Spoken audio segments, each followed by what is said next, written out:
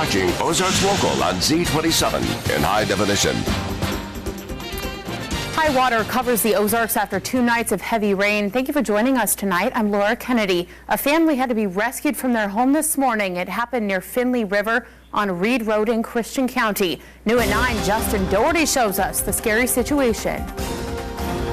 Just beyond these trees is a cabin where 3 individuals, 2 adults and a 2-year-old girl, were trapped inside due to flooding from the Finley River. They thought they could wait out the flooding inside the cabin, but a concerned neighbor had other plans. Yeah, we were all doing the stream team. Came down to see how big the river was, and surprise. This is the surprise Penny and James saw when they checked on their friends Saturday morning. We couldn't get a hold of them for the longest time. They knew their 2 friends, Tyler and Amber, were inside this cabin, surrounded by rushing water. It took the toolbox right off the Ford truck and washed it, and snapped 2 big old trees and washed them down. You saw that? Yep, I saw the big old tree flash and I was like, oh. Penny and James knew the house is on stilts, but also knew that what they saw was the potential fury of the flood. Those stilts are little. Yeah, they're a lot smaller than the trees. And what caused even more concern for Penny is that there was one other person trapped inside that cabin. The baby's my best friend. 2-year-old Cayenne was all Penny could think about. So when contact was made inside the house, then they finally answered. James and Penny made contact with 911. Both Sparta and Rogersville fire departments responded, as well as the Christian County Sheriff. And with the help of the Springfield Water Rescue, Amber, Tyler, and Tyler's daughter Cayenne were brought to safe ground. We woke up around 7:38 and it was already coming up in like the driveway, so it covers that first, so we couldn't really, it was too late to just get out. And even though this is fairly common for Tyler, it happens usually every once a year. He's still thankful everyone is safe. Definitely glad that they were here though, so especially if it would have kept coming up. I'm glad there's somebody here to get us out. As for Penny, she was just happy to be back with her best friend. She was safe. About to come on safe ground. You okay? And I asked Tyler, where do you go from here? And he said it's happened many times before. They'll wait at a friend's house until the water levels go down. And as for that truck, which he originally parked right here, he'll just have to wait and see if that works when it dries out. In Rogersville, I'm Justin Doherty, KOZL News. A campground was also completely underwater near the cabin, but no one was hurt. One person is safe tonight after being rescued from rapid floodwaters. It happened where Strawberry Road crosses Swan Creek in Taney County near Forsyth. Fire Chief Charles Allgood says the rescue happened just after 5:30. A Taney County rescue boat was called in for 3 people stranded on the other side of the road. New at 9 now, we all saw and heard the storms last night, but some people actually felt them at the Lindsey Austin Smith Memorial Rodeo last night in Fairgrove. Several people were struck by lightning and some even taken to the hospital. Melissa Stern talked to people who were there. Melissa? According to the National Weather Service, the odds of being struck by lightning in the U.S. in any given year is 1 in 775,000. The odds of being struck in your lifetime is 1 in 10,000. One local family is recovering after the odds went against them. On July 30th of 2011, she was on a canoe trip and she was struck by lightning and killed. Todd Smith knew something was wrong when a state trooper showed up at his door. His daughter Lindsay was a recent mom. It was actually 3 days before her daughter's first birthday. Her family started the Lindsey Austin Smith Community Crisis Fund. It's an honor to keep her memory alive and also show her daughter that more about her mother. I mean, she was a very caring individual as well. Last night was a memorial rodeo in Fairgrove where the community could come and remember her. That's one of the things that she liked to do as well. She used to run barrels. She loved to ride horses. Lindsey Austin Smith was struck and killed by lightning when she was just 20 years old. Now, almost 2 years later, at the Lindsey Austin Smith Memorial Rodeo, her brother was sitting right by these speakers when he was struck. We all saw the large flash, and then immediately people started essentially dropping like flies. Lightning struck, hit a few people, but 2 of them were taken to the hospital. One was my son, treated and released. The other was Amy Patterson's father, who was talking to Smith's son, Josh. They were both knocked unconscious. They both seized up and collapsed. It wasn't good. I mean, just imagine what the emotions were.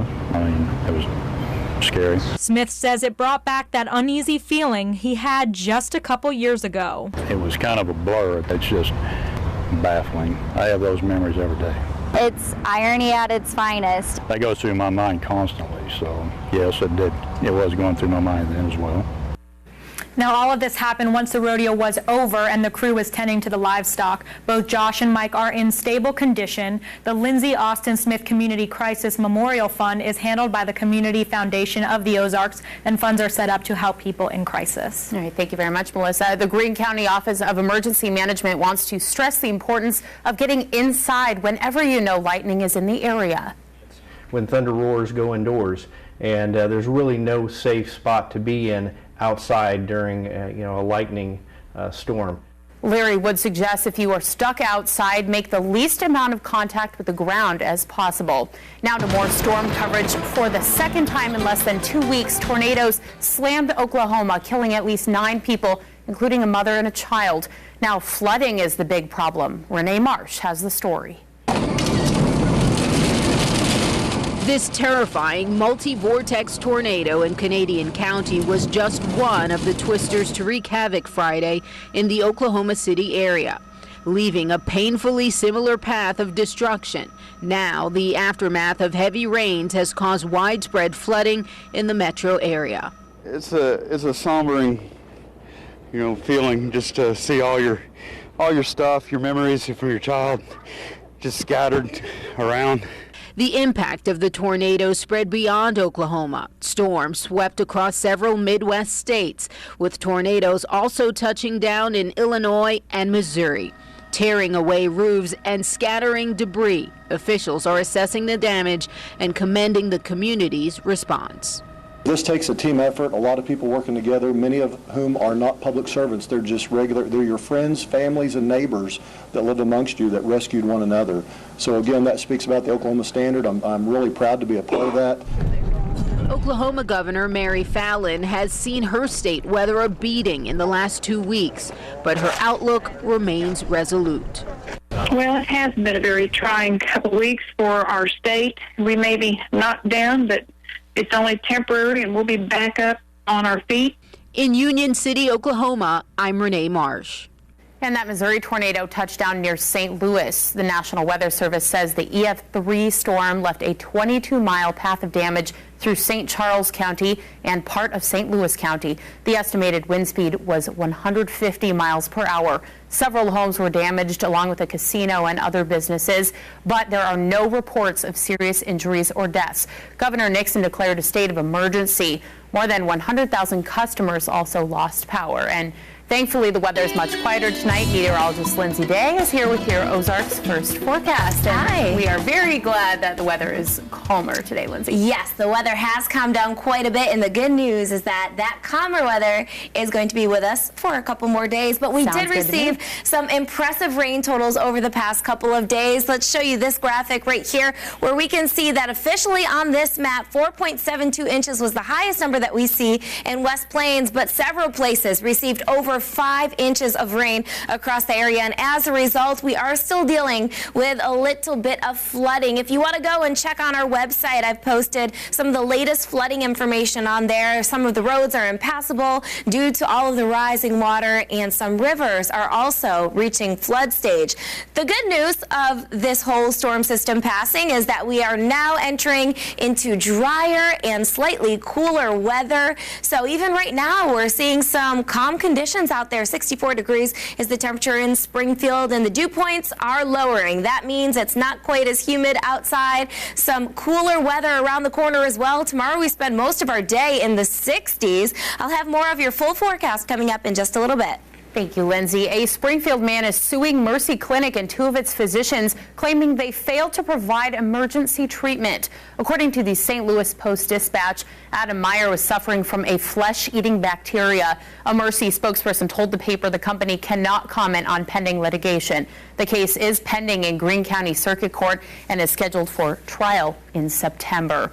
Hy-Vee is recalling shrimp because it may contain an allergen. The company says the 16 to 20 count Easy Peel shrimp may have contained sulfite. That's a preservative that can cause an allergic reaction in people who are sensitive to that chemical. The shrimp was sold in 8 states, including Missouri. Customers who have this product should return it to the store where they bought it. After a couple of rough weather days, kids were ready to spend some time outside.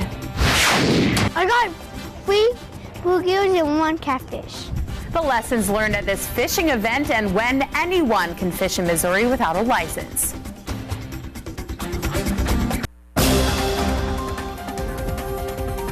New at 9, hundreds of Springfield kids are ready for fishing season after a learning event today. The annual Kids Fishing Fun Day took place at Sportsman's Park. The kids had the chance to sit in a real pro fishing boat. They took casting lessons and learned how to properly clean their catch. It's all about teaching children about fishing and encouraging them to practice throughout the summer. I got 3 bluegills and 1 catfish. Today is about introducing kids ages 3 to 13 to the sport of fishing, and something that we hope that they start today, fish next weekend for free in the state of Missouri, and then continue on for a lifetime of fishing. Fishing Day also prepared the kids for the MDC Free Fishing Weekend. Anyone in Missouri can fish without a license the weekend of June 8th and 9th. A Springfield neighborhood also celebrated an event called Dirt Day. This was at Lafayette Park and was put on by the Woodland Heights Neighborhood Association. It was all about gardening for adults, but there were some fun activities for the kids too, like painting birdhouses. Organizers hoped families could enjoy a day outside. And here's Lindsay Day with a look at what you can expect from the weather for the rest of the weekend. Lindsay? You can expect some pretty nice conditions to finish off the weekend. I know we saw a lot of rough weather, but that is now all behind us. I'll let you know what your weather is going to be like tomorrow coming up in just a little bit. Ozarks Local on Z27 now continues in high definition. All right, welcome back. Well, we made it past all of the rough weather, but we did have to deal with the severe storms. We saw some damaging winds and even quarter-size hail, and of course, we saw lots of rainfall spread across the area. Here are the rain totals that we saw across the Ozarks. Now, keep in mind that this is just over the past 48 hours. So all in all, from the whole system, we received well over what we see right here. As a matter of fact, some people saw over 5 inches of rain. So as a result, we are dealing with a little bit of flooding, and I posted online where all of that flooding is occurring. So if you want to go check that out, you can see which roadways are flooded as a result of that messy weather that passed through our area. But now the good news is that we are dealing with some clearer conditions, and we'll even see a little bit of sunshine in the coming days. As we wind down for the evening, some cooler temperatures, 64 degrees right now, and it is much drier outside because those dew point numbers are beginning to lower. That is going to be remaining for the next couple of days.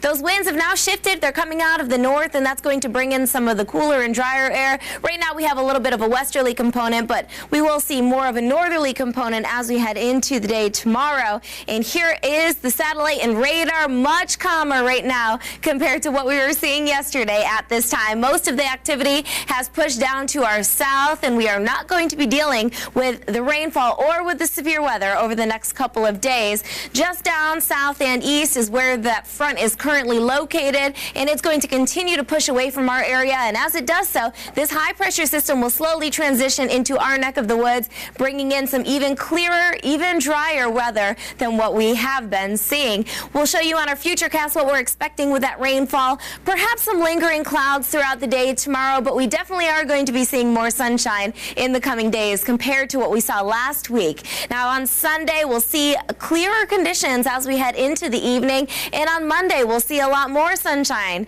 than what we are going to be seeing for tomorrow. So those clear conditions are here to stay over the next couple of days. Tonight, we're getting a little bit cool, and finally, we are dry. Now, I have to put my little disclaimer on that because even though we're not seeing the rain, we are still going to be dealing with the flooding. The rivers are going to be cresting and some of them overflowing, so keep that in mind, especially if you're in low-lying areas. But the rainfall will not be coming down anymore like it has been. Tomorrow we'll shoot up near 70, so it's going to be on the cool side. We'll spend most of our day in the 60s tomorrow, but we will see a little bit of sunshine with a few clouds mixed in the picture.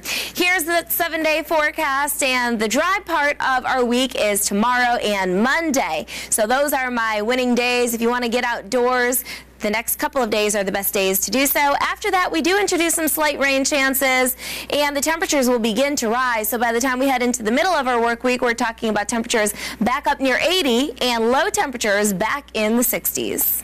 Great. Thank you very much, Lindsay. A new report reveals more damaging accusations against the Internal Revenue Service. The ways the Inspector General believes the agency wasted taxpayer dollars right after being accused of unfairly targeting conservative groups. We'll be right back.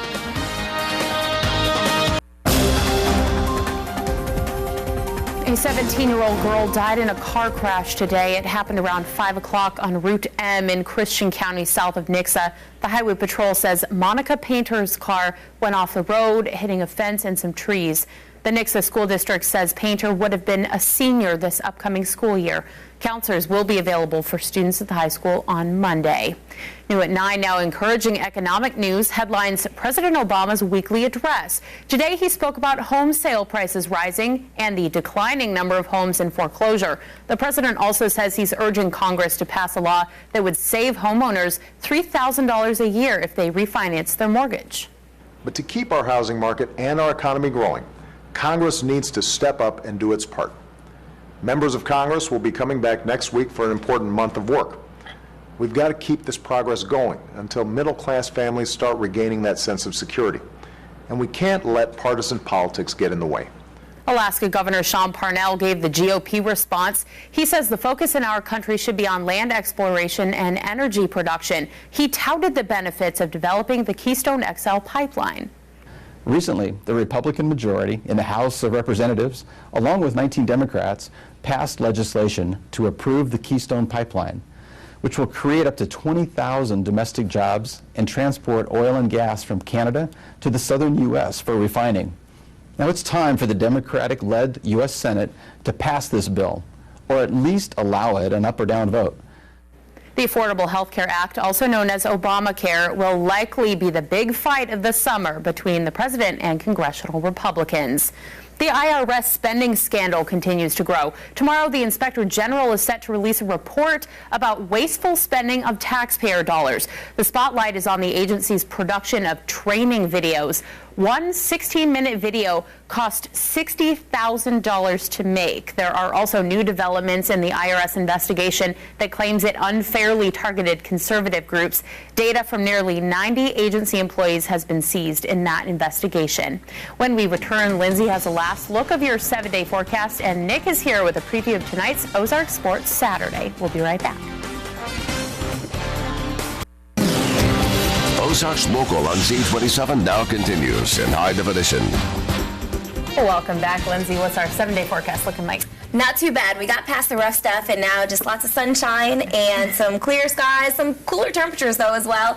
Tomorrow morning, we're waking up to temperatures in the low to mid-50s, so it's been a little bit of time since we've seen temperatures in the 50s, but we'll warm up only to 70 degrees, so we stay cool for the next couple of days. But once we head into our work week, temperatures slowly begin to rise, and the rain chances come back as well. So if you want to get the outdoor plans in, I would say tomorrow and Monday are going to be your best bet. After that, it starts to get a little bit more unsettled. All right, sounds good. And maybe outdoor baseball, softball. Yeah, well, we tried to play it yesterday in O'Fallon, but that tornado came through, and luckily... That's not going to be good. Right. Luckily, Misha got us out of there in time, got everybody out of there safely, and that was great. So they continued state baseball today. We had Rogersville up there. We had Willard up there playing in the semifinals. On Ozark Sports Saturday night, we're going to find out which big league Cardinal is going to be in Springfield next week and which Springfield Cardinal was in the big leagues tonight. Awesome. Stay tuned for that. Thanks for joining us. Have a great night.